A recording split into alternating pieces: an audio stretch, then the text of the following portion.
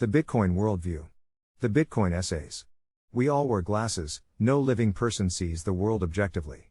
Our worldviews simultaneously grant us sight and render us blind. We look through a glass darkly, and the fault for this lies in our limited understanding and perspective. The lenses we wear are multi-layered and multifaceted, fashioned by cultural heritage and personal destiny.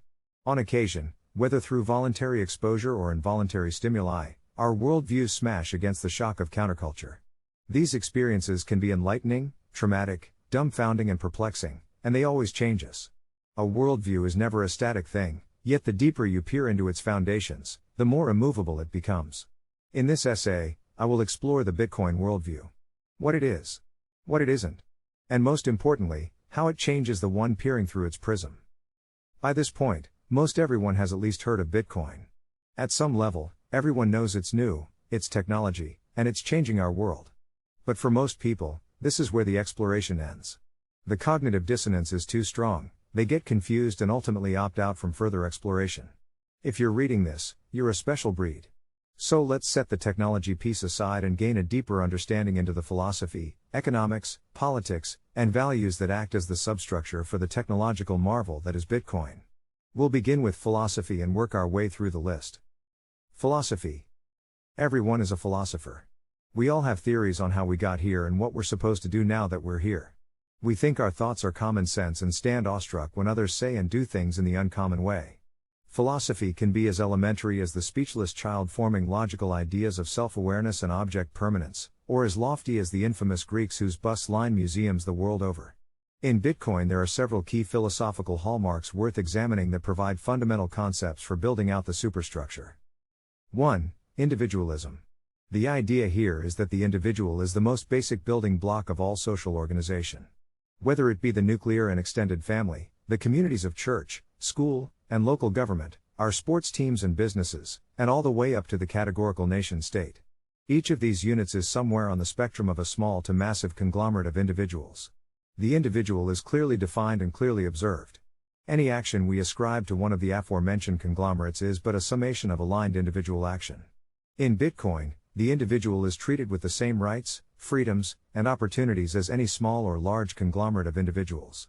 This idea is absolutely profound and revolutionary and will likely take time to sink in as this paradigm rocks the social fabric of society, in my opinion, for the better. 2. Self-sovereignty. Not to be confused with the theological assertion of a sovereign divinity who would be sovereign in the supreme, universal sense. Self-sovereignty is the idea that again, the individual, is sovereign over their own action. Only the individual can act or abdicate from action. Whether through free will or predeterminism, each individual is understood to have agency in their perpetual decision-making. Bitcoin amplifies this reality by enabling the individual to become self-sovereign and securing their wealth via digital information. Only the individual can decide to opt in by generating their own sacred entropy, and likewise, only the individual can opt out. This gives the individual a tool like none other for asserting themselves in the macroeconomy and protecting their resources into an otherwise unknown future. 3. Personal responsibility. The ramifications of being sovereign over one's action is that one must therefore be responsible to themselves and to other sovereigns for said action. The individual is free to act, but is not free to take no action. Therefore, action is perpetual and begins and ends with the individual. Responsibility for said action must end with their person. The Bitcoin protocol honors any entity desiring to generate entropy and broadcast their will into the marketplace. Likewise, the protocol treats all participants equally in terms of its rule set and enforces strict regulation for all participants to be responsible for their action. This concept is known more popularly in the meme, "Not your keys. Not your coins." 4. Accountability. The root of accounting is account. When one considers ideal money as a perfect token of dematerialized energy, accountability is baked into the accounting. In other words, your bank account should be a perfect sum of all the potential energy you are desiring to store for future action. Failure to meet your obligations should result in a respective deduction to this account and a credit to the account to whom the payable is owed. Many believe this is how money already works, but this is not the case. In a centralized monetary system, some entities are empowered to call new accounting units out of the ether. In other words, some entities are allowed to print energy. This of course is but a money mirage, as the laws of physics, the conservation of energy specifically, override this misguided notion and ultimately punish all other account holders through energy dilution. In Bitcoin, the accounting is perfected in the sense that all participants know what they have, what others have, and all participants know that all other participants know this same thing. This methodology creates a thermodynamically sound system for accounting of individual action, which is even more fundamentally, a balance of kinetic and potential energy. All actors are accounted for, and all actors are accountable, equally. 5. Decentralization. Our modern Western governments are built on the philosophical concepts of decentralization. Enabling governance of, by, and for the people is only possible if we are all free to participate. In Bitcoin, keeping the blockchain small such that all participants can maintain a complete record of protocol activity is what makes it decentralized. If at any point the size of the blockchain is growing at a rate that outpaces a reasonable ability to run a full node, decentralization is undermined and the integrity of the system is destroyed. Economics. Now that we have covered these philosophical foundations, we may turn our focus to economics. The Bitcoin worldview is a free market capitalist worldview. This stands in stark contrast to the ideas of Marx and the communists who propose protocols of wealth redistribution through central authorities. In Bitcoin, all participants are free to amass capital and have assurances that their capital is perfectly preserved and protected from debasement through wealth redistribution. The Bitcoin protocol establishes a fair game for all participants to claim their piece of the metaphoric pie and ride its tide. A fascinating exploration in Bitcoin is diving deep into the economic theories of the Austrian economists who propose the merits of running society on hard money, which enforces natural law commonly on all market participants. This ideology stands in stark contrast to the economic theories of Keynes and his ilk, who propose various ideas surrounding supply-elastic money. In the long run, the Bitcoin economy is a proxy for the global economy. By this I mean global in the sense of all market participants, as perhaps one day humanity indeed realizes its multiplanetary aspirations and conducts economic action throughout space. In the long-run scenario, Bitcoin near perfectly compresses all global market signals into an elegant form of high-fidelity economic communication. Our modern global economies approximate this reality today, but still fall far short of the ultimate aspirations of a global Bitcoin future. Another economic topic worthy of exploration in the Bitcoin realm is that of game theory. The study of game theory is but a study of incentivization and statistics. In the academy this may appear as a lecture and homework assignment on the prisoner's dilemma, but ultimately, game theory is happening everywhere, all the time. Game theory cannot tell you what will happen, but can provide a hazy crystal ball into what is likely to play out in a general sense. In Bitcoin, one quickly realizes that what Satoshi unleashed in January 2009 is a global game of musical chairs in which all actors are incented to take their seats sooner than later. Politics. Having now covered some high-level concepts in the philosophical and economic domains, some discussion around politics is next on our docket. This realm is perhaps where Bitcoin offers one of its most timely and high utilities. This protocol is completely, perfectly, apolitical. Meaning, it is not political. This may strike you, depending on your political persuasion, as a surprise. But consider, is gravity political? Is the emergence of holiday traditions political? The fact that it's healthy to sleep roughly 7 to 8 hours each night? Of course not. Many protocols and norms in life are simply life itself and are not political in nature. At its base layer, Bitcoin is no different. It is simply code. It is simply mathematics. It is simply speech. It is no more liberal or conservative than it is Eastern Orthodox or Latter-day Saint. The protocol is a decentralized game, rising out of the internet. It is a new language willingly teaching anyone with desire to learn its tongue. It has no nation, no flag, and no border. It is pure information through and nothing you or I say or do can change this reality. The Bitcoin protocol is an ungoverned governor, and should it continue its ascent, it will one day become money of, by, and for the people. Values. Here now we turn attention to the last item on our shortlist, values. These are where principles find their helpmate. Values provide continuities through individuals and the communities they inhabit. Our values align us, and we intuitively know the words of Christ hold true that a house divided cannot stand. In Bitcoin, the values you are likely to encounter are consistent with ones you likely already hold. If you value truth, integrity, respect, nonviolence, privacy, property rights, and freedom, Bitcoin is for you. Let's run it again. 1. Truth.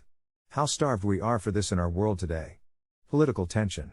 Religious tension. Wars and rumor of war. We're enmeshed in technologies that amplify our smarts, but test our wits. Establishing credibility and proxies for truth are as hard as ever they've been. So what on earth does Bitcoin have to do with truth? Here is a key point to clarify something Bitcoin is not. Bitcoin is not truth in the ultimate sense. It cannot tell you the meaning of life, or the best way to cook your Thanksgiving ham. It won't reveal your one true love or teach you the natures of good and evil. Yet Bitcoin is absolutely true. What is more true than the abstract truths of mathematics and physics? You can deny them all day long, but should you disobey their decree, their laws will punish you. In this sense, Bitcoin has a divine quality. Its code is law and its law is code. You can trust in numbers because numbers tell no lies. 2. Integrity. The characteristic of integrity is that something is, though not monolithic, unified in its quality all throughout. You can be evil and have integrity. You could be a patron saint and have integrity. The point is consistency. What we find in Bitcoin is a decentralized global machine of machines perpetually executing immutable code. The rules are common, and whether you look at the system from a bird's eye view or down to its most granular form of individual bits of information, it is a true system with absolute perfect consistency throughout. It is for this reason some Bitcoiners refer to it as the truth machine. 3. Respect. Having regard for the other. This value is crucial to the Bitcoin worldview. Respect is embodied in Bitcoin's decentralization, which means that no single entity or group has complete control over the network. Instead, every participant is treated as an equal, and their contributions are valued equally. This respect for the individual is one of the key reasons why many people are attracted to Bitcoin. In the traditional financial system, individuals often feel that they are just a number, and their needs are ignored in favor of the interests of large corporations and governments. In contrast, Bitcoin empowers individuals to take control of their own financial destinies and be part of a global community that respects and values their contributions. Moreover, the respect for privacy and property rights, which are also key values of the Bitcoin worldview, contribute to a sense of dignity and autonomy that is often missing in other areas of life. Respect is an essential value in the Bitcoin worldview because it underpins the decentralization and empowerment that make the network so appealing to its users. 4. Nonviolence. The logic of violence boils down to a cost-benefit analysis in the mind of the attacker. The legacy financial system and archaic bearer assets, like precious metals, incentivize theft because, in the law of large numbers, the rewards justify the attack. In Bitcoin, attackers are asymmetrically disincentivized to commit violence because the economic incentives do not merit the action. This frees participants to cooperate and work to mutually beneficial ends. Furthermore, Bitcoin creates a level playing field and can help to remedy the economic inequalities and geopolitical tensions that often lead to conflict. In a Bitcoin world, central authorities are disincentivized to employ coercive tactics. Instead, network participants are treated equally, which encourages all participants to act as ethically as possible to attract more business. 5. Privacy. In an era of increasing surveillance and data breaches, the value of privacy has become more important than ever. Bitcoin provides a way to transact and store value without the need for intermediaries, which can help users protect their financial privacy. This feature is especially important for individuals living under authoritarian regimes or those concerned about their financial data being tracked and monitored by third parties. By using pseudonymous addresses and public-private key cryptography, base-layer Bitcoin transactions inherently possess a moderate level of privacy. However, it is important to note that base-layer Bitcoin is not completely anonymous, and law enforcement agencies can use various techniques to trace transactions back to their owners. This is particularly straightforward when users have procured their coins from KYC, Know Your Customer, compliant exchanges. Additionally, Bitcoin privacy can be compromised if users do not take appropriate precautions, such as using strong passwords and secure hardware wallets. Users seeking to remain truly anonymous will be required to employ derivative layers like mixing services, onion routing, and/or specific Lightning protocols. Despite these limitations, the value of privacy is an essential part of the Bitcoin worldview. By enabling individuals to transact and store value in a private and secure manner, Bitcoin provides a powerful tool for promoting individual freedom and autonomy. 6. Property rights. The right of an individual to own and control property is fundamental to Western ideology.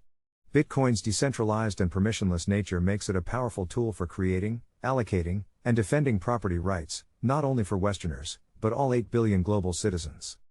In traditional financial systems, property rights are often subject to the whims of intermediaries such as banks and governments. These intermediaries can freeze or seize assets, impose capital controls, and limit the ability of individuals to transact freely. By contrast, Bitcoin allows users to hold and transfer value without the need for intermediaries, giving individuals greater control over their assets. 7. Freedom. There is a sense in which the human story is a fractal pattern of individual and collective journeys directed toward higher perceived freedom. The collective path is a macrocosm of the ups and downs of an individual life. No rational person desires less freedom.